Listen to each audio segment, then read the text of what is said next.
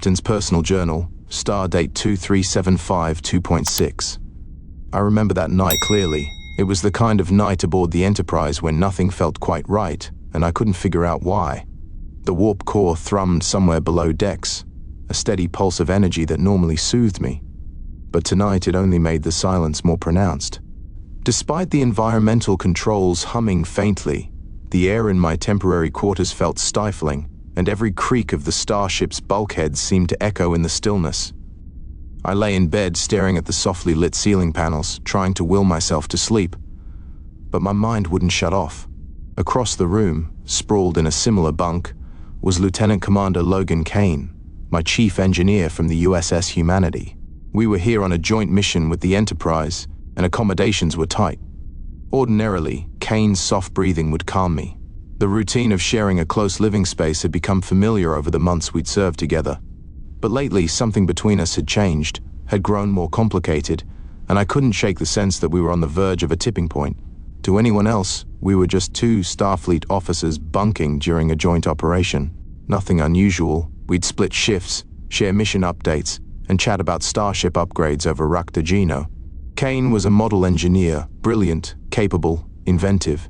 We bonded over late-night holodeck sessions, debates on warp field efficiency, and a shared love of old Earth action flicks. There wasn't much we hadn't talked about, except the one thing we'd both been quietly avoiding. It was hard to say exactly when it started, but over the past few weeks I'd found myself thinking about him more than I should. Far more than I'd ever thought about any fellow officer, especially another man. I'd always considered myself straight, so the flickers of attraction that surfaced every time Logan brushed past me in a corridor were disconcerting, to put it mildly. An unspoken tension began threading its way into our interactions, like a subspace interference, invisible yet impossible to ignore. Shifting under the Starfleet issue sheets, I tried to banish the heat creeping up my neck. "He's just your chief engineer," I told myself. "Stop overanalyzing." But Kaine was that kind of person who made everything look effortless. Confident but never arrogant, witty without being obnoxious, and with a knack for saying precisely the right thing to defuse a crisis. It didn't help that he looked like he'd stepped out of a recruitment poster, tall, broad across the shoulders, a face that carried both mischief and intelligence. The kind of guy who would have admirers on every deck of a starship without even trying. Yet that wasn't the part that kept me awake at night. What really haunted me was the way he'd started looking at me. It was subtle, nobody else would have noticed. But in brief, stolen moments, I caught his gaze lingering. His jokes had grown more playful, occasionally bordering on intimate. And then there were nights like this, when the overhead lights were dimmed to simulate nighttime, and I felt him across the room as if a force field existed between our bunks, heavy and palpable, almost suffocating. I swallowed against the dryness in my throat and forced my eyes closed. "You're a starship, Captain," I reminded myself. "Act like one." But no matter how I tried to dismiss my suspicions as imagination, I couldn't deny what I'd sensed, something in his stare, something that set my pulse skittering whenever he got too close. Then came the soft rustle of Starfleet bedding, the subtle shift that told me Kaine was awake and moving. My heart jerked to life. Where's he going? Was he going to check the warp core readouts? Grab a midnight snack from the replicator? I forced myself to remain still, facing away, as if absorbed in half sleep. But I heard his footsteps slow, then stop a meter away from my bunk. "Captain?" His voice was hushed, hesitant even. "You awake?" A charge of adrenaline spiked in my veins. "Don't overreact," I scolded myself. Yeah." My voice came out coarse. "Can't sleep, I guess." He didn't reply right away, and the silence between us felt so thick I could have sliced it with a phaser beam. Then came another soft sound, the shuffle of his boots. The bunk dipped under his weight as he eased onto the edge. Every nerve in my body went on alert. This isn't just a casual chat, I thought, a knot twisting in my gut. When he spoke, his voice was low, nearly drowned out by the distant hum of the Enterprise's engines. "You've been acting different lately." Distant.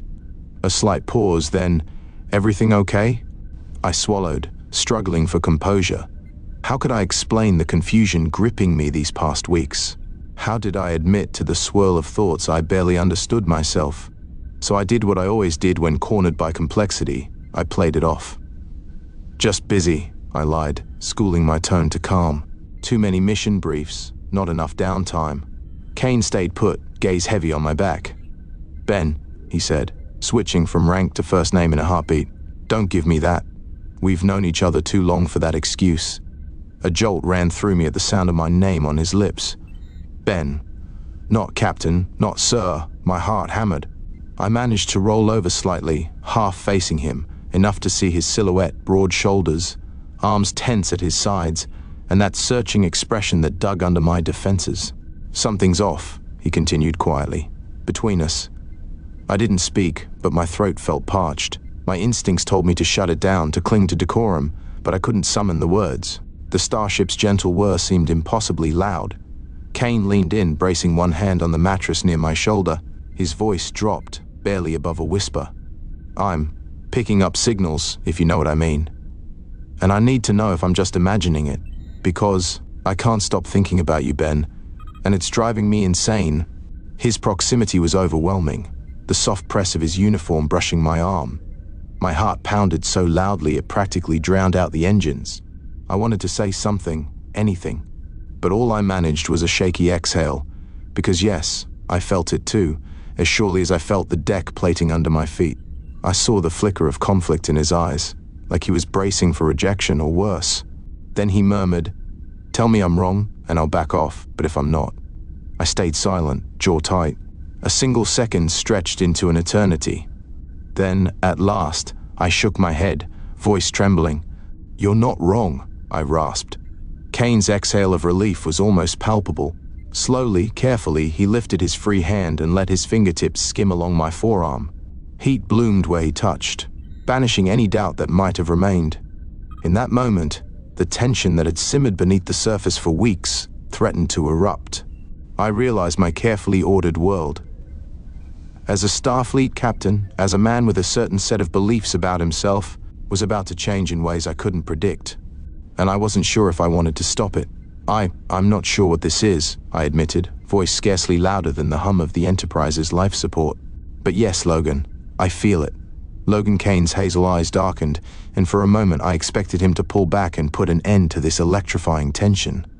But instead, he stayed exactly where he was, studying me under the gentle glow of the overhead panel. It felt like the air around us thickened, every charged breath amplifying the hush of the starship corridor outside. He didn't withdraw. His presence loomed, quietly intense, filling the cramped guest quarters we were sharing on Deck 6. My pulse hammered in my ears.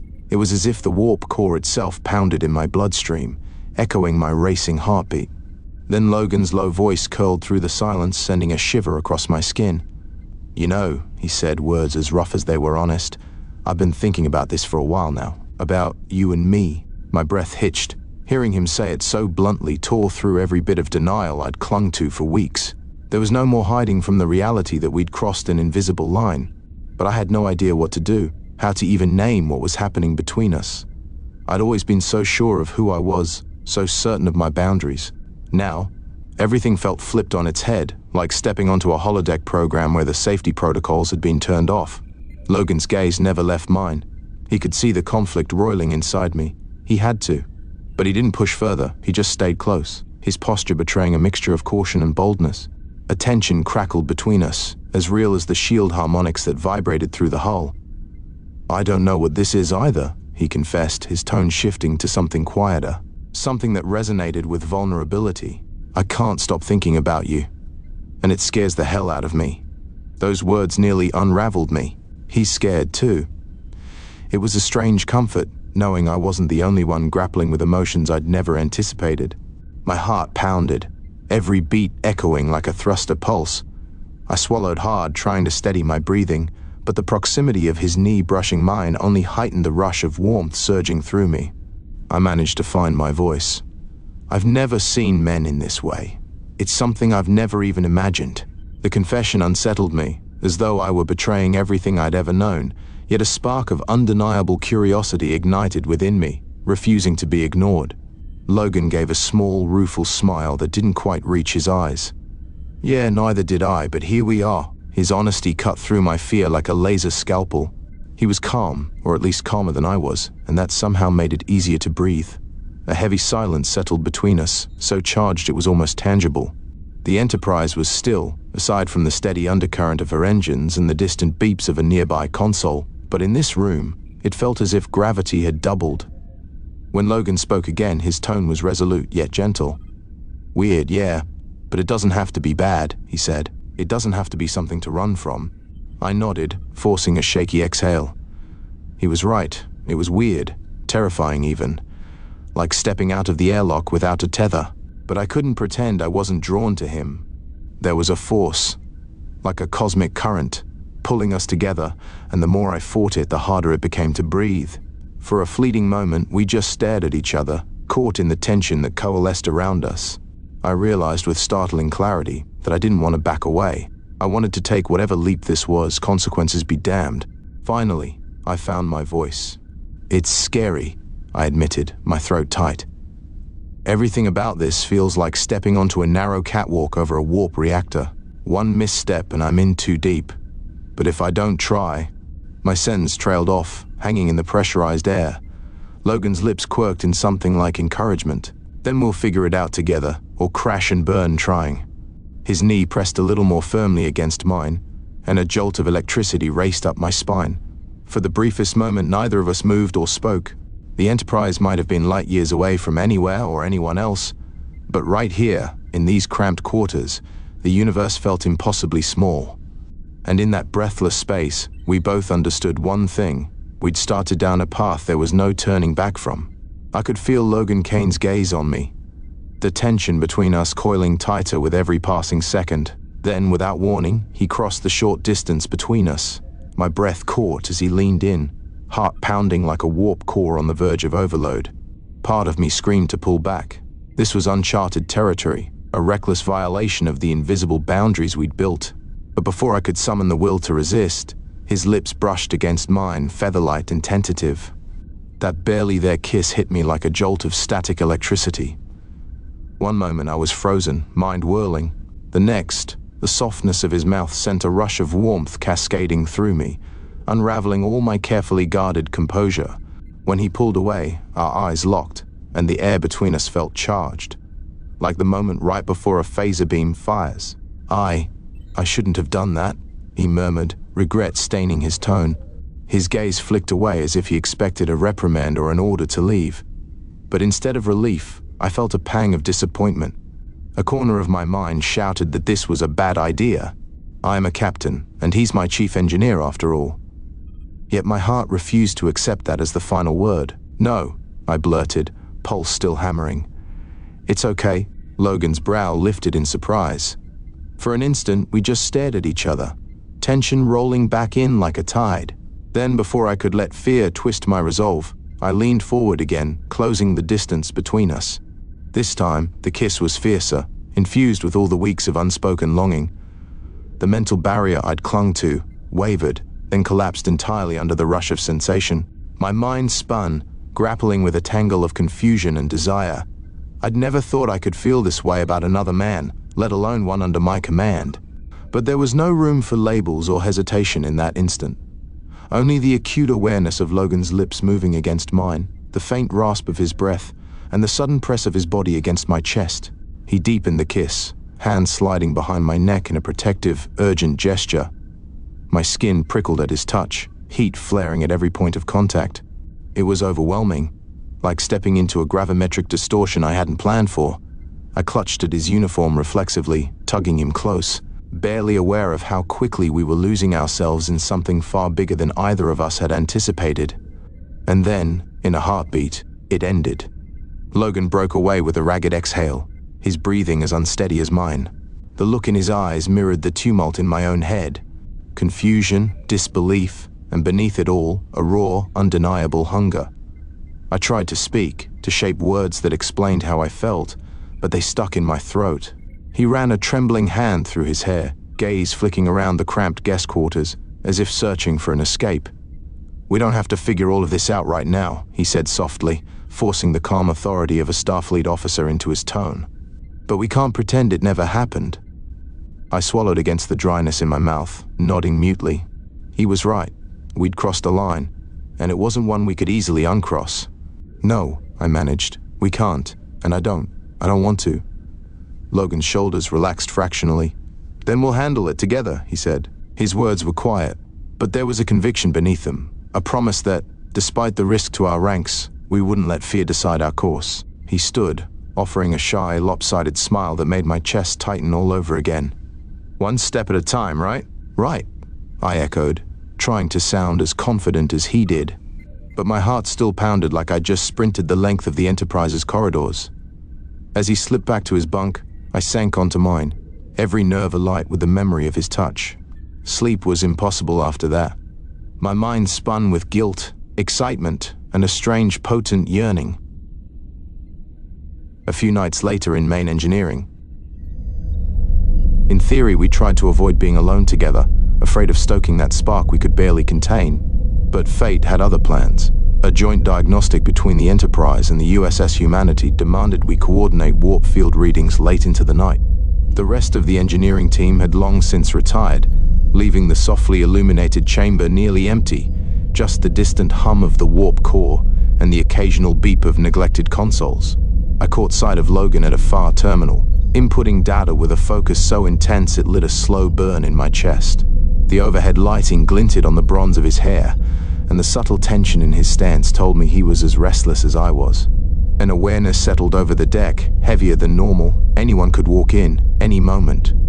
Yet the vulnerability of the situation made my pulse race. Moving toward him felt like walking into a charged storm. He sensed my approach and glanced up, eyes shadowed with the same need I felt. The hush of the deserted engineering bay only amplified the pounding of my heartbeat in my ears. Couldn't sleep? I asked softly, though the question felt laughable.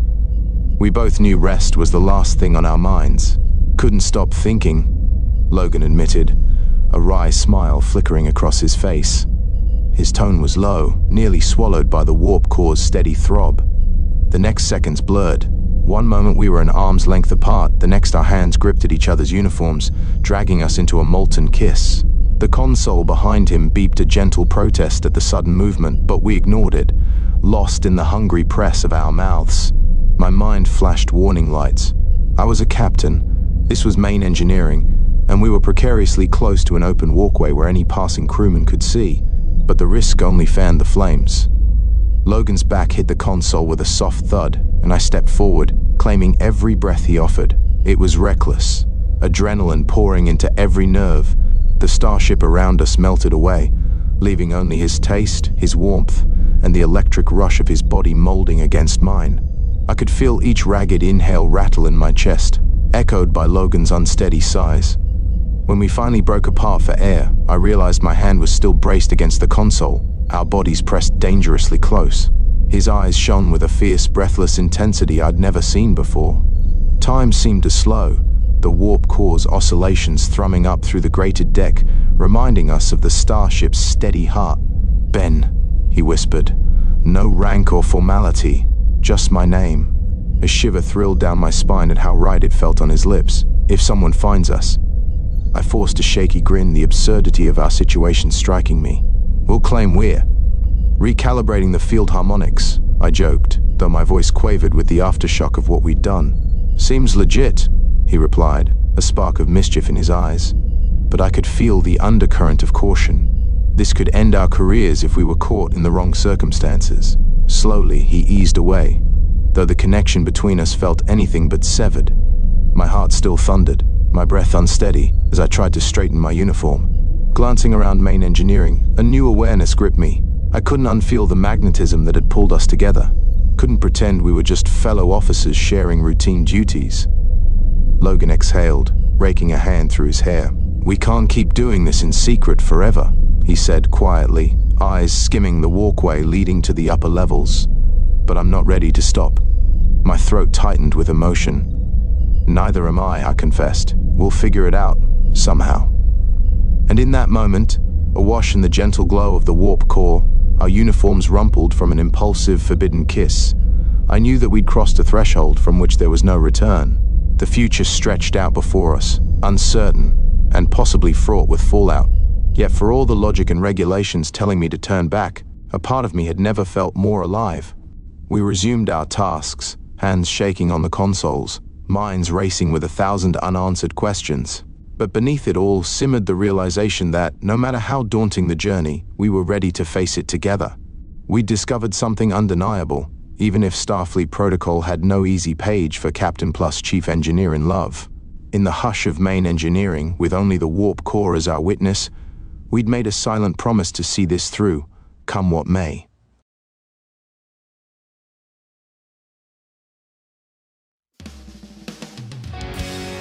Over the years, Ben and Logan's partnership had become the stuff of legends. They had faced down Romulan fleets, brokered impossible treaties, and even saved Earth from annihilation, not once, but twice. They were inseparable, two forces of nature who had found in each other a strength that no power in the galaxy could break. As the years passed, their connection only deepened. What had started as mutual respect and camaraderie grew into something far greater, a bond forged in fire and tempered in the quiet moments between battles. They had stood side by side in the face of the Borg, navigated the uncharted chaos of deep space, and even stared down the edge of a black hole together. Each victory only strengthened their resolve, and each brush with death reminded them of the unspoken truth. They were each other's constant in a universe of chaos.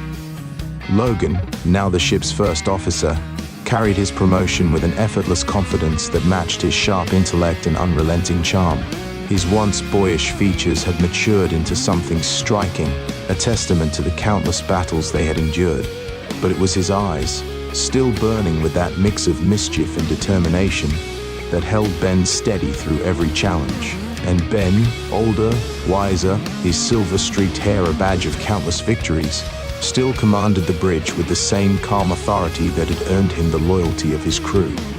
Yet it was in the quiet moments, away from the command deck, that his true strength shone, the unwavering belief in the man who had become his partner in every sense of the word.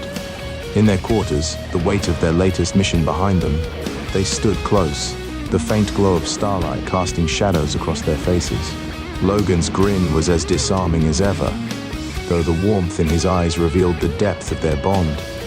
"They'll write songs about us, you know," Logan said, his voice laced with humor, though there was a tenderness beneath his words.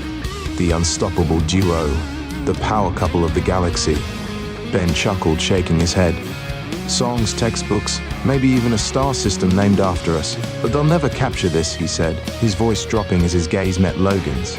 Logan stepped closer, his fingers brushing Ben's in a gesture so simple yet so profound. "Not the Federation, not the Borg, not even a black hole could ever break us," he said quietly. The air between them grew still, charged with the weight of unspoken emotions. They were warriors, leaders, legends, but in this moment, they were simply two men who had chosen each other above all else. When their lips met, it was slow, deliberate, a culmination of everything they had endured together. It wasn't just a kiss, it was a promise, a vow that nothing in the universe could ever tear them apart. In the years to come, their legend only grew. Together they negotiated peace treaties that changed the course of history. They commanded battles that others wouldn't have dared to fight.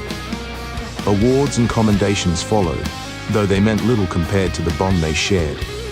Logan Kaine, first officer of the USS Humanity, stood by Ben Hawke's side as they became the ultimate power couple of the galaxy. Through every challenge, they faced the universe together, their love and partnership an unshakable constant in an ever-changing cosmos. And as the stars continued to blaze their trails across the galaxy, Ben and Logan's legacy endured, a tale of courage, loyalty, and a love that even time itself could not extinguish.